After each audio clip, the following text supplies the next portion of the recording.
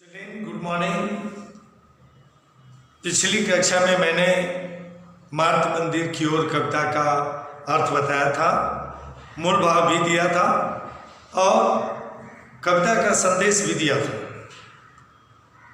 आज मैं इस कविता से प्रश्नोत्तर लेकर उपस्थित हुआ हूँ, लेकिन प्रश्न और उत्तर देने से पहले मैं सारे प्रश्नों का जो उत्तर है उस पर मैं डिस्कशन करूंगा। डिस्कशन करने से पहले फिर से मैं इस पोएम का अर्थ बता देना चाहूँगा मेरे बच्चों। उसके बाद जो क्वेश्चन आंसर है उसका फोटो कॉपी मैं भेज दूंगा। मेरे बच्चों आप लोग लिख लीजिएगा, आज ये कविता भी कंप्लीट हो जाएगी। अब मैं फिर से एक बार, ताकि जो मैं आंसर बताऊंगा मेरे बच्चों आप लोग आसानी से समझेंगे। कविता मार्त मंदिर की ओर, यह सुभद्रा कुमारी चौहान की रचना है। सुभद्रा कुमारी चौहान की कविताओं में देशभक्ति की भावना भरी रहती है। इनकी एक रचना, खूब लड़ी मर्दानी वह तो झांसी वाली रानी थी, बूंद लहर बोलों के मुंह हमने सुनी कहानी थी, यही उनकी एक प्रसिद्ध रचना है। इन्होंने भी अपनी रचनाओं से आजादी के आंदोलन में सक्रिय भाग लिया था। इनकी रचनाएं पढ़कर कितने लोग देश की आजादी के संग्राम में कूद पड़े थे।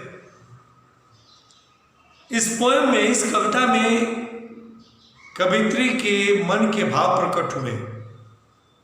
वो चाहती हैं कि माता जगदम्बा उन्हें आशीर्वाद दे।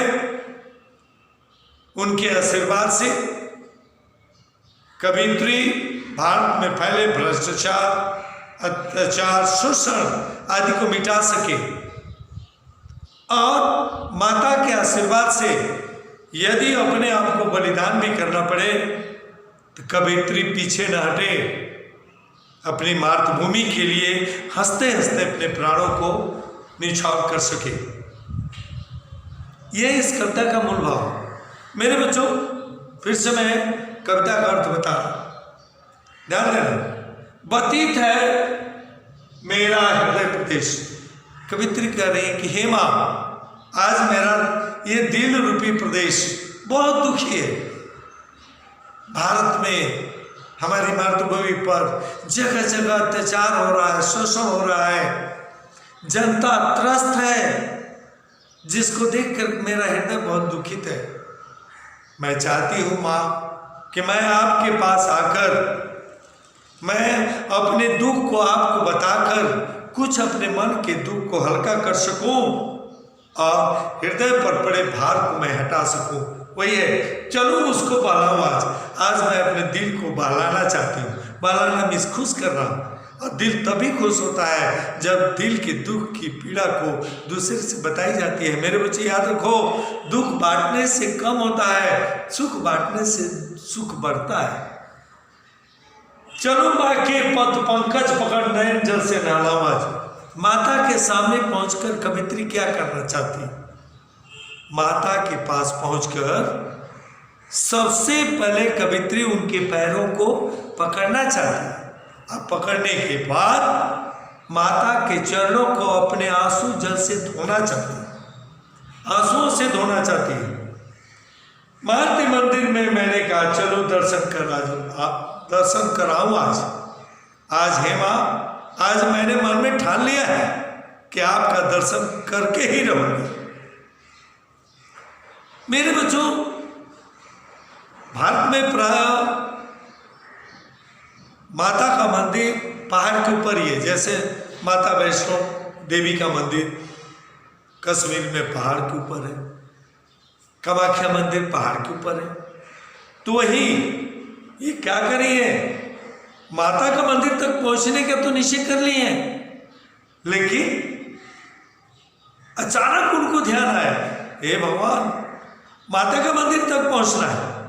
लेकिन उनको ध्यान आ रहा है ईश्वर की, क्या करेंगे, हे भगवान, माता का मंदिर तो बहुत ऊंचे जगह पर स्थित है, पहाड़ पर, मैं तो छोटी हूँ, दीनहीन हूँ, लाचार हूँ, अज्ञानी हूँ, कैसी माता के मंदिर में ऊपर तक चढ़ूंगी जो इतने ऊंचाई पर स्थित है। अरे यदि मैं बड़ी होती, पैरों में जान होता, पैरों में शक्ति होती, दूसरी बात ज्ञानी होती।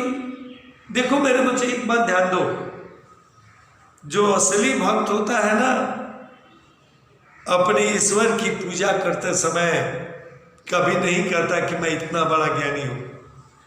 ईश्वर के सामने जो अपने आप को अज्ञानी कहते हुए उनकी आराधना करता है, ईश्वर अल्लाह खुदा उसकी प्रार्थना को तुरंत स्वीकार करते हैं। मेरे बच्चे याद रखना, क्या करिए, किंतु यह हुआ अचानक ध्यान, दीन हो, छोटी हो, अज्ञान। हे प्रभु, अरे अभी मुझे ध्यान आया कि मैं तो एकदम दीनहीन हूँ, कमजोर हूँ, छोटी हूँ, अज्ञानी हूँ, मैं कैसे माता के मंदिर तक पहुँचूंगी। यही नहीं, माता के मंदिर तक पहुँचने के लिए सीढ़ियाँ बहुत ऊंची ऊंची हैं।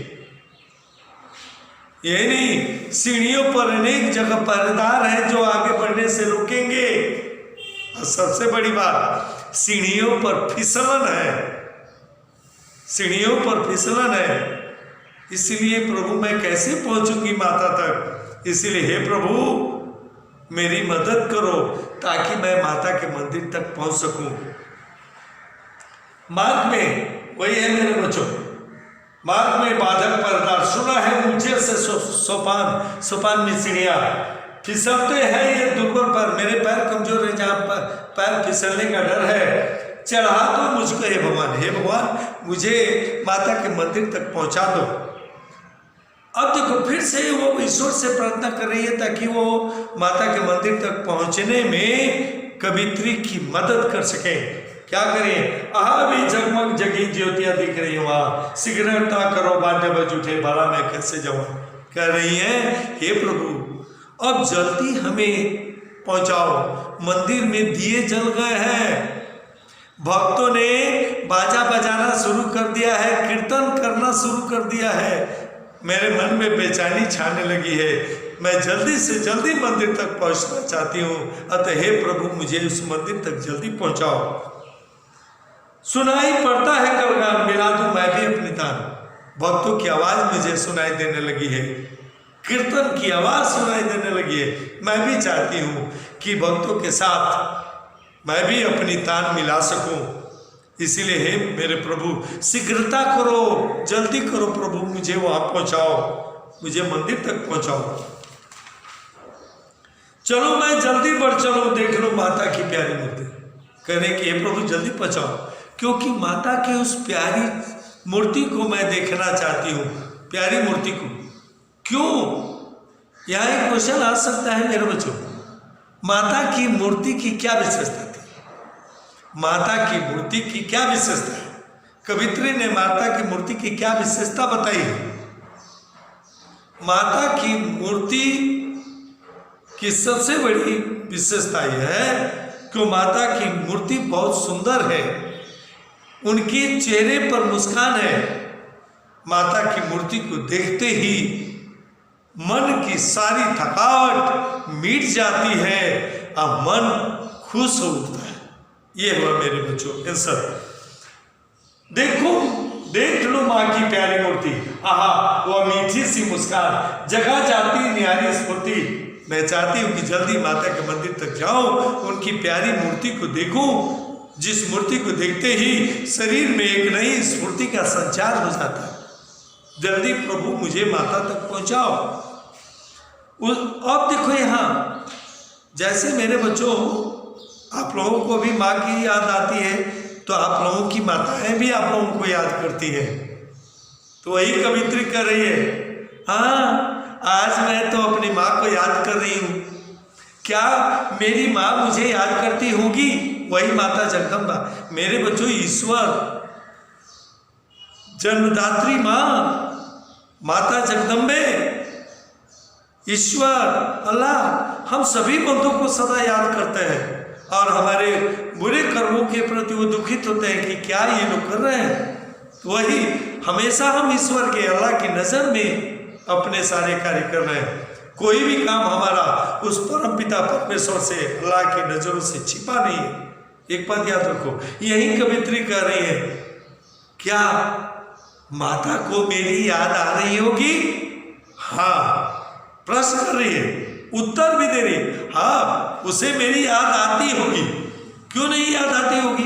क्योंकि मैं उसकी संतान हूं, मैं उसकी बेटी हूं।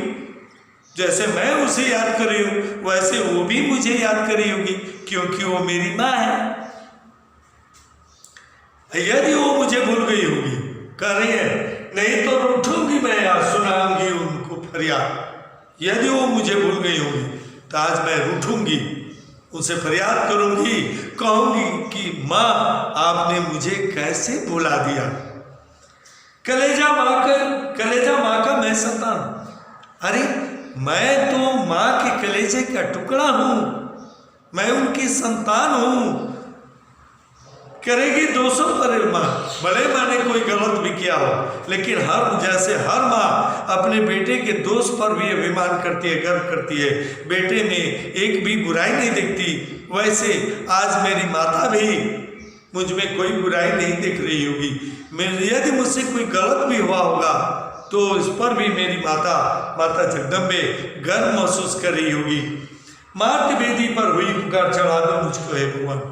करे कि हे प्रभु, आज माता ने मुझे बुलाया है, अतः हे प्रभु मुझे वहां पहुंचाओ जल्दी। माता ने बुलाया है, सुनूंगी माता की आवाज, रहूंगी मरने को तैयार। आज मैं माँ की आवाज सुनूंगी और माँ से ऐसा वरदान लूंगी कि देश में फैले हुए अत्याचार को मैं मिटा सकूं, और आवश्यकता पड़ने पर मिटाते वक्त यदि अपने आप को बलिदान करना पड़े तभी मैं अपने आप को बलिदान कर सकूं। कभी भी उस वेदी पर देव न होने दूंगी अत्याचार, अपने आप को बलिदान कर दूंगी, लेकिन इस भारत की धरती पर अपने देश में कोई अत्याचार नहीं होने दूंगी, न होने दूंगी अत्याचार। चलो मैं हो जाऊं, भले अपने जीवन की आहुति देने क्यों न पड़े, मैं अपने जीवन की आहुति दे दूंगी, लेकिन अपने देश में अत्याचार नहीं होने दूंगी।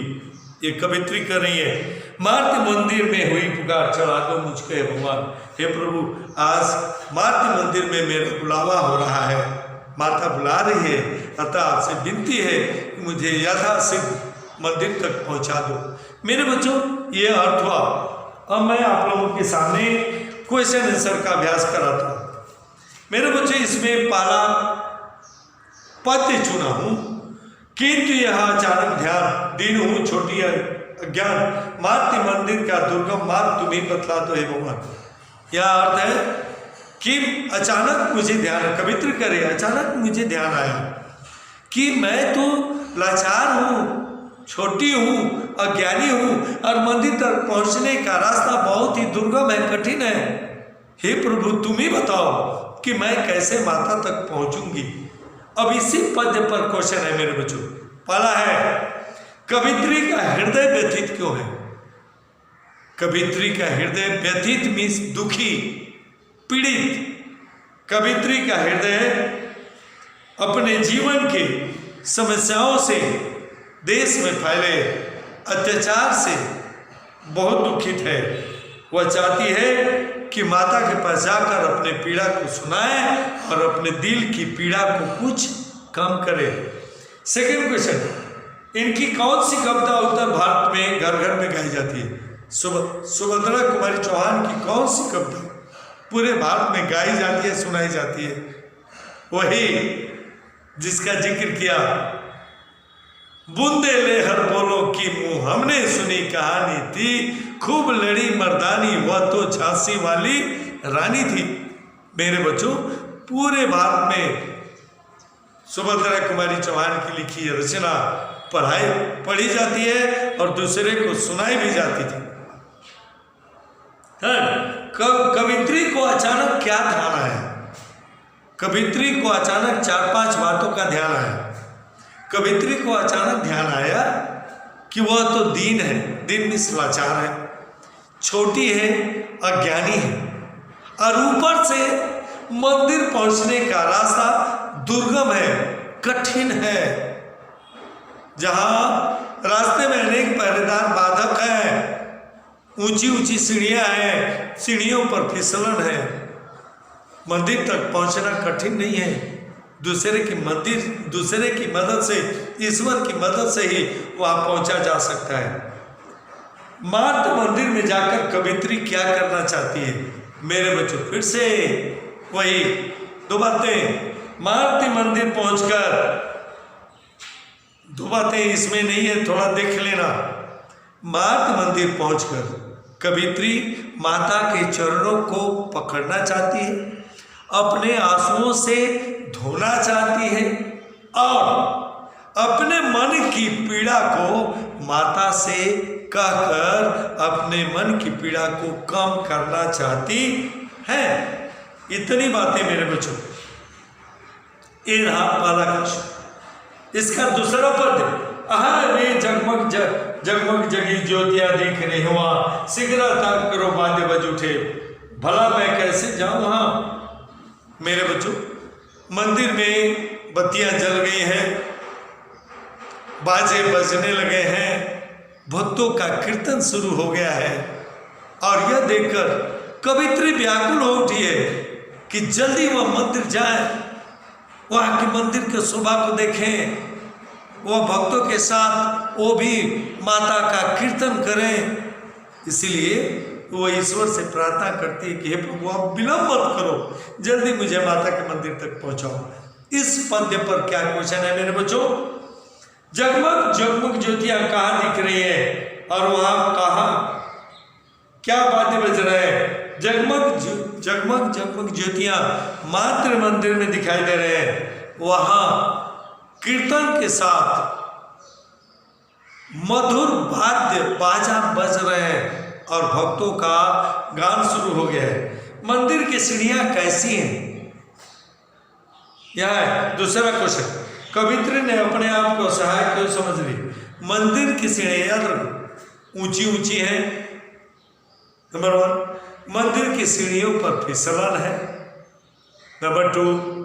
नंबर 3, कवित्री के पैर कमजोर हैं, इसीलिए वह अपने आप को असहाय महसूस कर रही है। कितनी बातें मेरे बच्चों? 3 बातें। मंदिर की सीढ़ियां ऊंची ऊंची हैं। मेरे बच्चे, आप लोग स्कूल में सीढ़ियां चढ़ते हो, वो छोटी छोटी है, आराम से तेजी से चढ़ जाते हो, उतर आता। लेकिन जहाँ सीढ़ियां ऊंची हो, चढ़ना मुश्किल हो जाता है, और ऊपर से फिसलन हो, स्लिपरी जगह हो, तो और चढ़ना मुश्किल। तो क्या करिए? कवित्री अपने आप को असहाय क्यों महसूस करिए? नंबर 1, मंदिर की तक जाने वाली सीढ़ियां ऊंची ऊंची हैं। दूसरी बात, सीढ़ियों पर फिसलन है। तीसरी बात, कवित्री के पैर कमजोर हैं, इसलिए वह अपने आप असहाय महसूस कर रही है। कवित्री को चलने की जल्दी क्यों है? कवित्री को चलने की जल्दी क्यों है? क्योंकि वह कवित्री को चलने की जल्दी इसलिए है क्योंकि वह जल्दी से जल्दी माता के मंदिर तक पहुंचकर वह माता के कीर्तन में भाग लेना चाहती है। वो व्याकुल हो उठी है कि कैसे मैं जल्दी माता के मंदिर तक पहुंचूं। और अंतिम, कलगान को सुनकर कवित्री ने क्या कहा? कलगान को सुनकर कवित्री ने क्या कहा? कलगान को सुनकर कवित्री कह रही है कि हे प्रभु, मुझे जल्दी पहुंचाओ ताकि मैं भक्तों के साथ, याद रखो, भक्तों के साथ मिलकर उनकी तान में तान मिलाते हुए मैं माता का कीर्तन कर सकूं। ये हुआ क्वेश्चन नंबर 2। मेरे बच्चों, क्वेश्चन नंबर 3, कलेजा बाका मैं संतान, जो हर बेटे, हर माता, हर संतान, बेटा हो या बेटी, गर्व करते हैं कि हमारी माँ है। क्यों? क्योंकि माँ दया की मूर्ति है, प्रेम की मूर्ति है, त्याग की मूर्ति है। हर बच्चे, बेटा हो या बेटी, अपने माँ के लिए समर्पित रहते हैं। उस दूसरी तरफ माँ भी अपनी संतान के लिए समर्पित रहती है।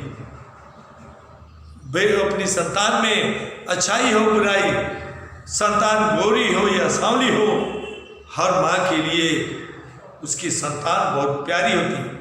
संतान के लिए माँ अपनी जान निछावर कर सकती है। वही है यहाँ, कलेजा माँ की मैं संतान करेगी 200 पर अभिमान। अरे मैं अपने माँ के, उस माता जगदम्बा के कलेजे का टुकड़ा हूँ।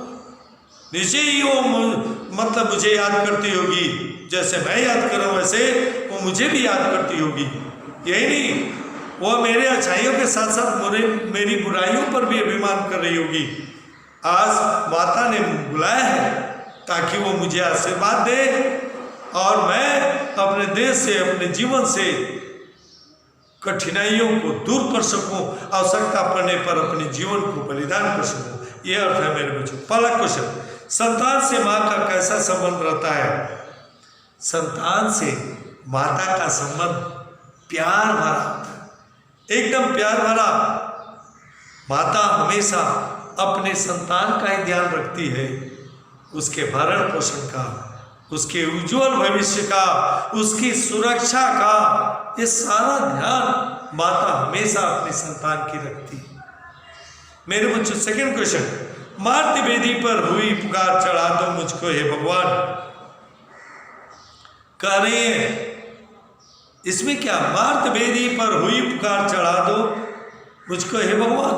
कह रही है कि हमारे देश पर विदेशियों ने आक्रमण कर दिया है, देश को लूटना शुरू किया, अत्याचार करना शुरू कर दिया है। हे प्रभु, जल्दी मुझे उस माता तक पहुंचाओ कि माता से आशीर्वाद लेकर मैं वो आतताइयों का, अत्याचारियों का विरोध कर सकूं। आज माता बुला रही है ताकि वो मुझे आशीर्वाद दे सके। जवानों की टोली जब अपनी मातृभूमि के रक्षा के लिए निकलती है तो देश की जनता का मन में, है ना, कैसी भावना रहती है, जनता की कैसी भावना रहती है। जब भी देश के जवानों की टोली देश की रक्षा के लिए आगे बढ़ती है, देश की जनता उस जवानों की टोली के लिए दुआ करती है, माता से प्रार्थना करती कि हे माँ, इस देश के वीर सपूतों की रक्षा करना, इन वीर सपूतों के मन में साहस भरना, ताकि तुम्हारी सेवा करते समय यदि मृत्यु को भी गले लगाने पड़े तो ये डरे नहीं, हंसते हंसते अपने प्राणों की आहुति दे सके। नंबर 4, मातृभूमि की आवाज सुन। कवित्री क्या कहती है? मातृभूमि की आवाज सुनकर कवित्री मरने को भी तैयार रहती है। मेरे बच्चों, वह प्रण लेती है कि जब तक जिएगी अत्याचार के विरुद्ध लड़ती रहेगी, अपने आंखों के सामने मातृभूमि पर न कोई अत्याचार होने देगी, न भ्रष्टाचार फैलने देगी, न किसी का शोषण होने देगी। भले ही उसके विरुद्ध लड़ते समय अपने प्राणों को त्यागना पड़े, वो हंसते हंसते अपने प्राणों को त्याग देगी।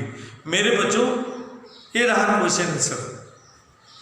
क्वेश्चन आंसर 2 बार अर्थ भी बता दिया मेरे बच्चों। तीसरी बार उस पंक्ति 3 पद्यांश है, तीनों पर जो क्वेश्चन है आंसर है, तीनों पद्यांश का फिर से तीसरी बार अर्थ बताते हुए सारे प्रश्नों का उत्तर दिया हूं। मेरे बच्चों, 2 पोएम कंप्लीट हुआ। मैं चाहता हूं कि कविताएं कंप्लीट हों। इसके बाद पीछे की एक कविता है, वह मातृभूमि मेरी, उसको मैं कराने की कोशिश करूंगा। उम्मीद है कि उसका क्वेश्चन आंसर अभी मैं नहीं दिया हूं।